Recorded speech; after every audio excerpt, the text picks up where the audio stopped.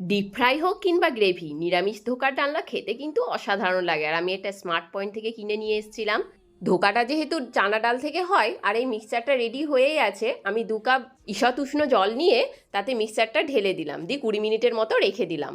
তারপর কড়াইয়ে দিয়ে দিব তেল, হিং ফোড়ন, মৌরি আর কালো জিরে ফোড়ন। এবার মিক্সচারটা ঢেলে দিয়ে কিছুক্ষণ নাড়াচাড়া করে একটা থালায় সেট করে বরফির আকারে কেটে নিলাম।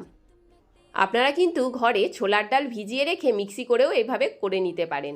তারপর কড়াই দিয়ে দিলাম তেল, আর এই ধোকাগুলো এবার আমি ডিপ ফ্রাই করে নেব। এই ডিপ ফ্রাইটাও খেতে অসাধারণ লাগে। তারপর টমেটো আর আদা বেটে নিলাম। এবার গ্রেভিটা তৈরি করব। কিছু গোটা গরম মশলা দিয়ে এবার টমেটো আদার মিশ্রণটা ঢেলে দিলাম। তারপর দিয়ে দিলাম লবণ, হলুদ, একটু চিনি, জিরে গুঁড়ো, ধনে গুঁড়ো। তারপর গরম জল দিয়ে ঘি, গরম মশলা দিয়ে ধোকাগুলো দিয়ে দিলাম। দারুণ লাগছিল খেতে, আপনারাও করবেন।